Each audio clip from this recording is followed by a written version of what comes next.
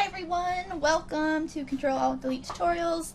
Today we are starting our rigging process. We'll have lots of videos to rig a character for character animation.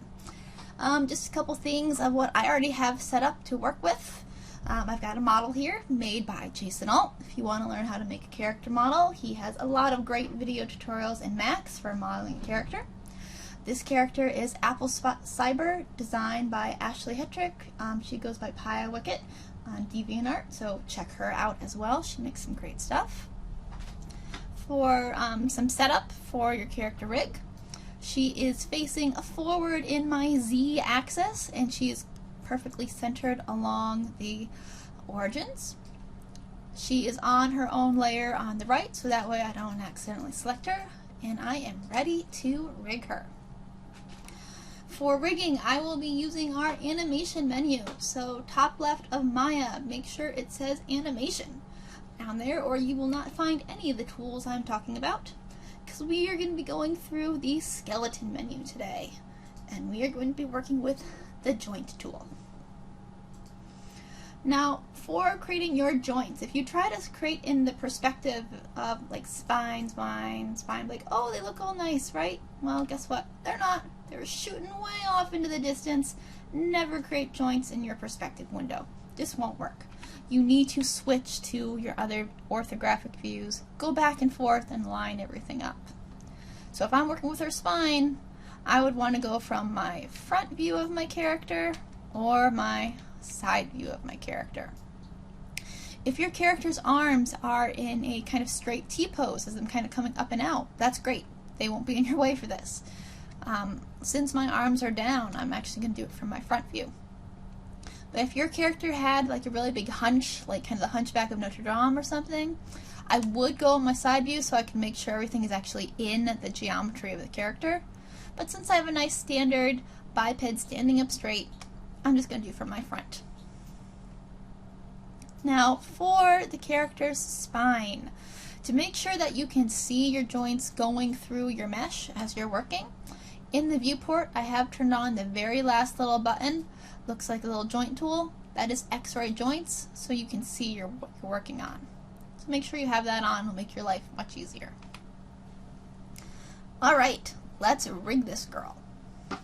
So I'm using my joint tool. Nothing special or fancy. I didn't change a thing in the settings. And I'm going to start down at the character's center of gravity, the actual hips. Again, this is a rig for human locomotion. That's what I'm recreating. That's what I'm going to be placing all of these joints for. So always think of that. What is the motion that you're trying to recreate? And you want to make sure you have the joints to do that. So with the idea of a human locomotion, the center of our gravity of where our body moves from are the hips. Some people call it the cog, but this will be our very first joint that we start with. So at the center of your character's model, I'm going to set my initial joint, and then I'm going to use Shift to go up in this nice straight line. I'm going to have one joint immediately above it, and then I'm going to draw my spine joints. Now, depending on your character, you can have 3 to 5 spine joints. This really is based off of your character's model. If you have a low poly character, 3 joints will be great. If you have a high poly character, or a really long torso, kind of like a muscular structure, I would go for 5 joints. Right now, she is very simple, so I'm going to leave her spine at 3. This one right at kind of the apple, this is going to be her chest joint, where the arms later will be connected. I'm going to have one at the base of her neck, base of her head, and then at the top of her head. And again, I used Shift to draw all of those together so they're in a nice straight line.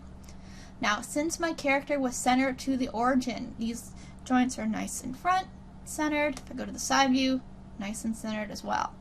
But again, if you had a character with a very specific arch in their back, I would want to make sure that that is in line with the geometry.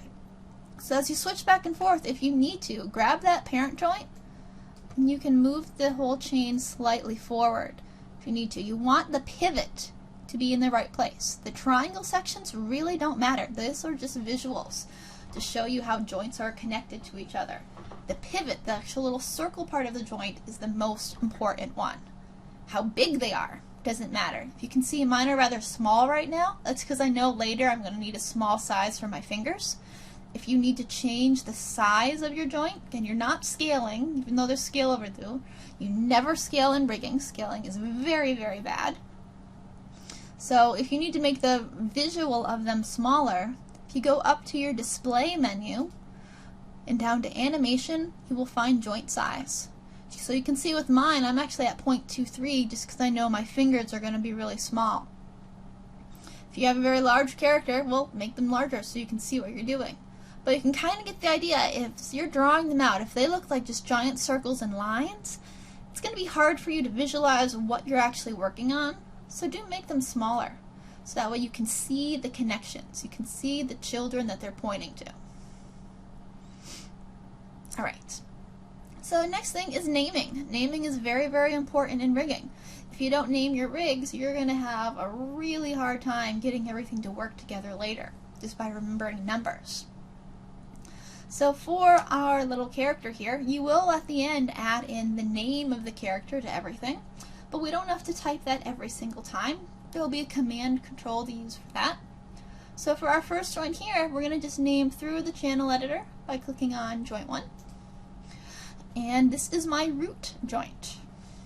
This is the joint that everything else will be connected to. Now, since this is along the center of the character's body, I don't have to do left or right. It's just going to be my root.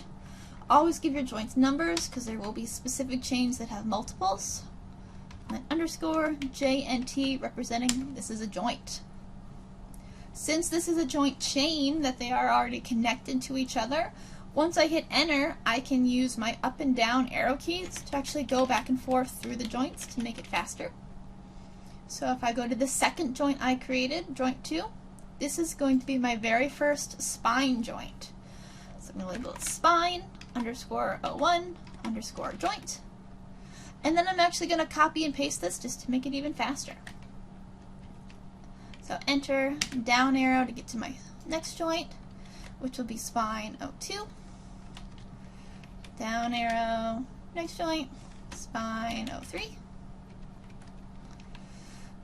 Now, depending again on your character, if you had a lot, let's see, I've got another joint, so I'm going to have 4 spine joints for her movement. If you had 3, you'd be moving on. If you had 5, you would keep going.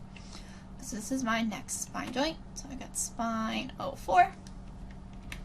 And now again, this one that was right along the idea of her chest, not the neck joint, right below. This is going to be my chest joint, which again later the arms are going to be connected to. So I do want to name it differently so I'll be able to recognize it later. So this is my chest 01 joint. I'm going to have neck 01 joint.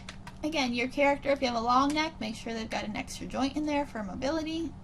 Then I got my head 01 joint. And then I'll have head 02 joint, because that's technically a second joint for the head.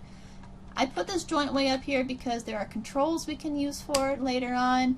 If your character has like a pigtail, ponytail or something, giant ears you want to rig, well, that would be where they'd be connected to. So you always want to make sure you have a joint at the top of your character's head. They are useful. Okay, spine's good. Let's move on to the legs. Now, again, when you're looking at the view to kind of choose for drawing your joint chains out, if that limb that you're creating has a bend to it, we'll do it from that angle. From here I can see a nice straight leg, which is good, but if I go to my side view, I can see I've got a little indent where the knee represents and everything. And the idea for the feet as well, you want to really be able to draw out the feet. So when working with the legs, I do suggest one of your side views. So I'm going to use my same joint tools. And I'm not going to click on the joint I originally started with. I like to parent my chains in afterwards. So I'm going to have my first joint slightly behind it, but kind of in line with them. So this is going to represent my hip. Then I've got one for the knee, come down for the ankle. You're going to have one in the center of your feet. Most characters' feet are, longer, normal size. She has really tiny feet. But you will always have one joint at the center. This is representing the ball of the foot, and the one at the end representing the toe. And then enter to close the chain. Now, the reason I do not start clicking on that kind of center root joint is because whenever you're drawing a joint chain, it is looking for the origin. That's what it lines up to keep the chain nice and flat. So this view, it looks great, right? If I go back to my front view, you can see it's actually in the center of the body and not in placement. So that's why I always separate them. So let's move that chain over. Now, when I'm looking at aligning a chain into the body for your geometry, I'm going to move, again, the parent joint, whatever is that first one that moves the whole chain, but I'm not going to then move this one, and then the next one, and after one. That's going to just create some havoc, mess up my alignment.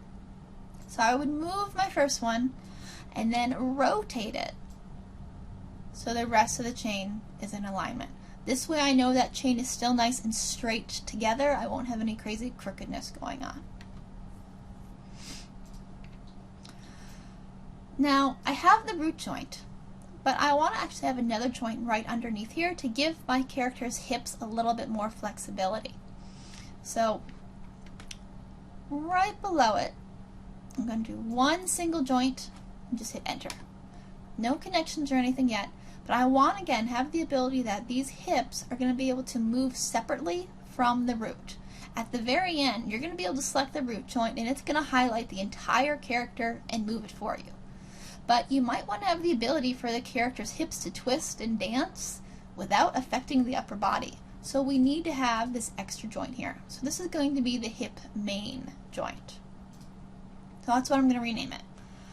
Say hips main 01 joint. And then this joint over here on the side, this is the actual hip joint, and this is the left. Visually, if you look at it, it's like, no, that's the right. Like, no, actually, it's the left. Think of your character as a 3D character. If they are facing forward, this is the left chain. So this joint up here is actually my left hip. So I'm going to rename it hip underscore left underscore 01 underscore joint. Going down the chain, I'm going to have knee left 01 joint. We'll have our ankle left 01 joint.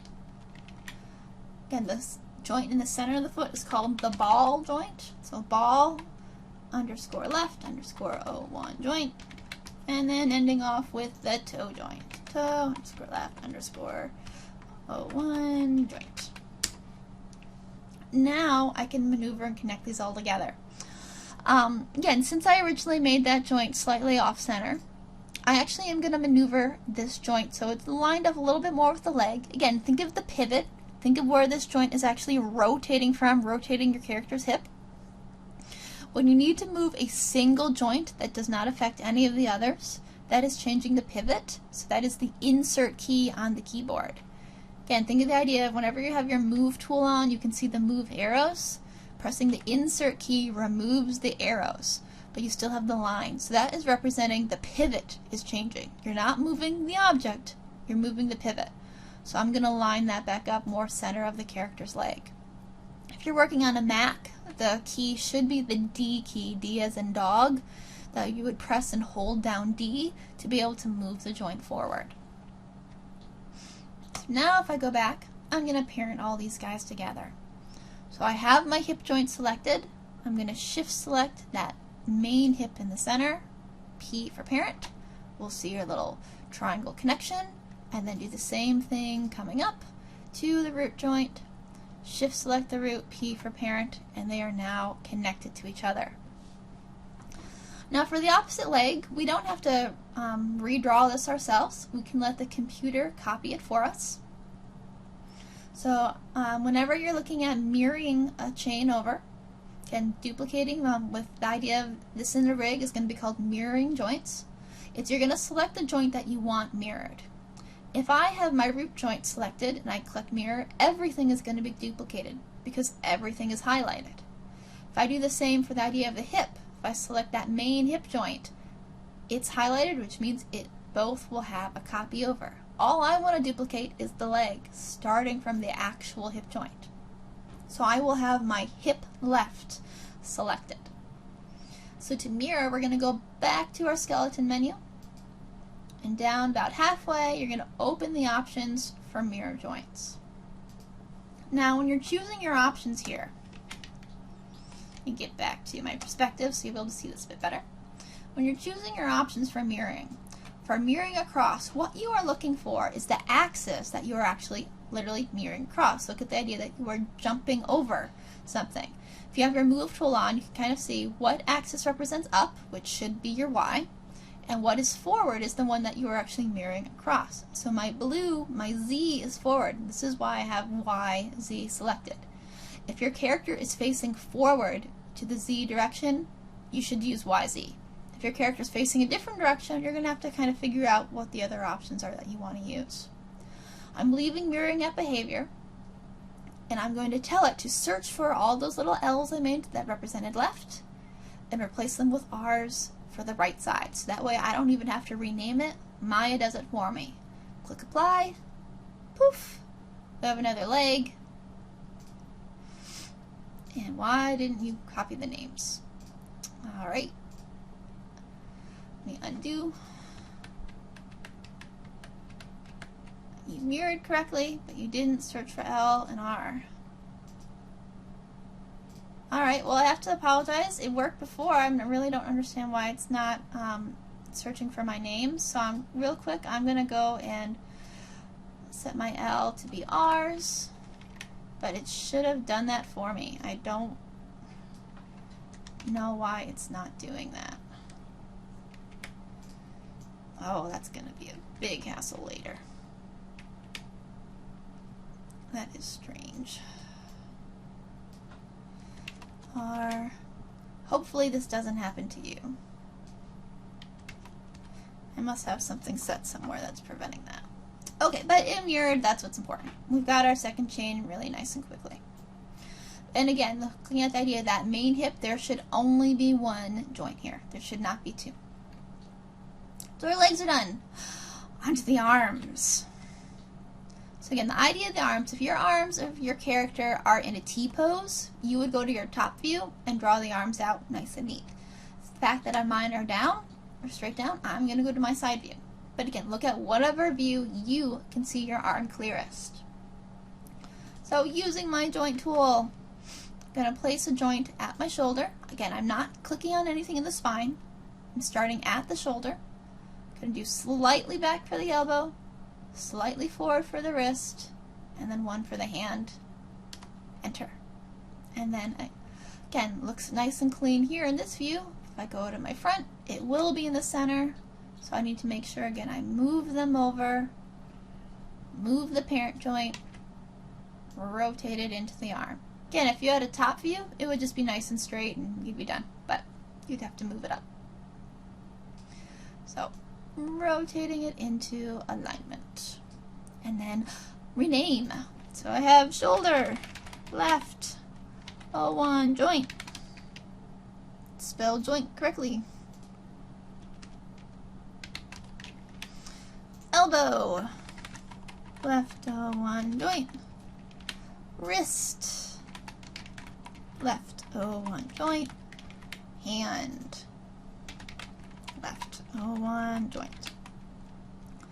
Now, before I move down to the hand, I want to look at connecting this up to the chest. Again, I'm going to connect it to my chest joint itself. Now, if you had a very simple low poly character, maybe like for a game or something, you could just do a straight connection and you'd be fine. But looking at character animation, I want to make sure my character has the ability to shrug and raise her shoulders, lean her shoulders forward and back. And to do that, I need another joint in here. So I'm going to use my joint tool and click one joint in the center and just enter it out, no connections. And this is going to represent the clavicle joint. So that's what I'm going to name it. Clavicle, left, O1 underscore joint. Now, again, the idea, the purpose of this, if I want to raise my shoulder as it is, I can wave my arm, but it doesn't actually lift the shoulder. So if I parent, again, having my shoulder selected, Shift select my clavicle, P for parent. I rotate the clavicle. Now I'll be able to actually raise my shoulder. So that's what this joint is representing. And then I'm going to parent that one straight to my chest joint, P for parent.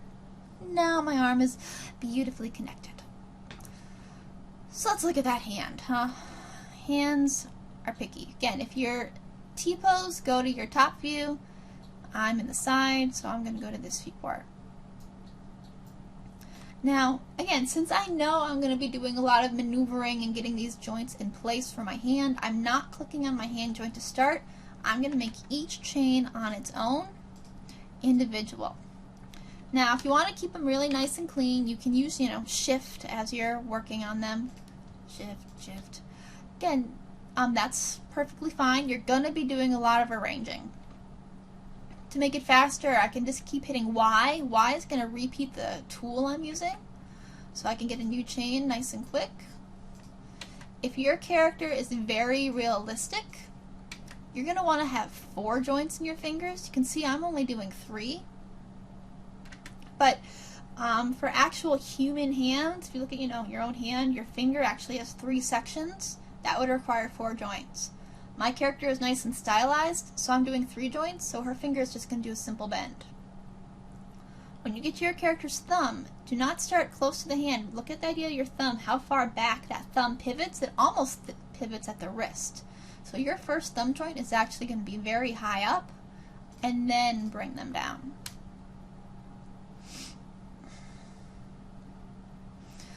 Alright, so I've got the first alignment, but if I go again to the front view, all of those joints are in the center of the body. We need to move the parent joints over, get them in line with the hands. And again, you're going to be doing a lot of rotating to get these in. You're not moving all the joints, you're rotating them. You move the first joint into alignment, rotate the joints so they're into the actual chain. Again, for the fingers, you might just want to, first line it up in your front view, then shoot over to your perspective so you can start rotating the joints in alignment. I want my Y. Why are you doing this? Okay. So you're wanting them inside the geometry.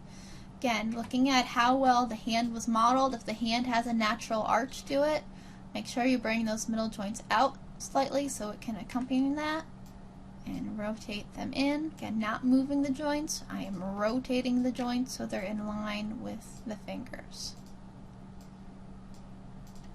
Again, the pinky, based on the natural shape of the hand, I'm actually going to move it back slightly, and then rotate.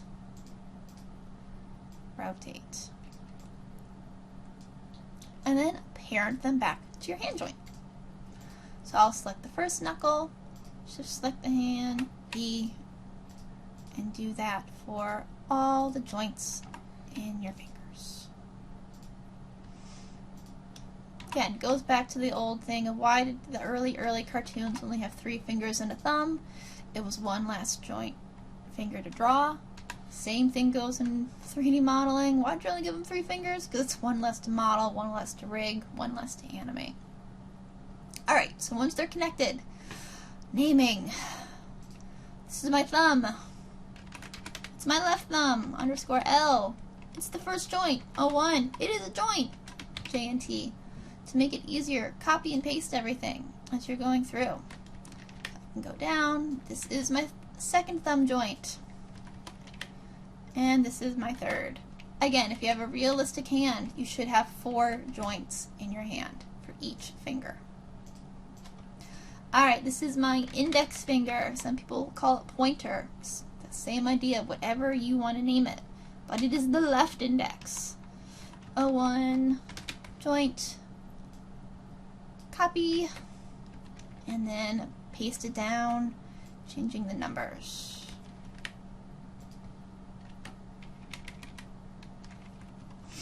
Alright, I have the middle finger. Again, some people don't even type it all out, they'll just do letters, like M representing it. It's up to you. whatever makes sense for your character rig. And I just copied the wrong thing, so let's type it again. 2 joints.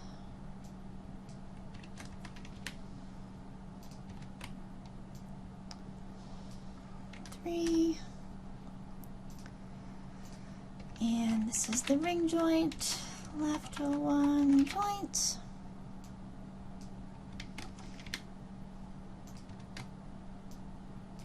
Two, 3, and then pinky. Super excited, naming every single little thing in the world. Rigging is all about your naming. Oops, I didn't copy that from before. And my final joint. Left 3 joint. Okay, now you can mirror that arm across. And again, mirror from the clavicle. Again, look at what is highlighted. That is what's going to be duplicated across.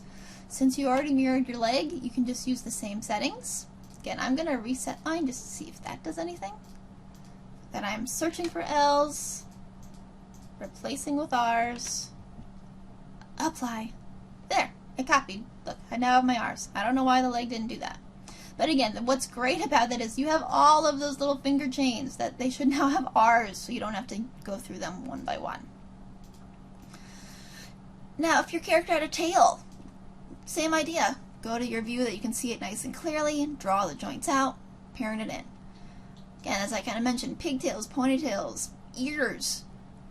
Draw the joints out, name them, parent it to the top head joint. But your character, as it stands, her skeleton is complete. So we're going to have a lot more videos on all the steps for rigging a character. So do look forward to them. If you subscribe to our channel, Control-Alt-Delete tutorials, you will be alerted when they are added. We'll be going through them in the next steps for that. So thank you for watching. If you have any questions or comments, please comment below for our first rigging setup tutorial. And thank you for watching.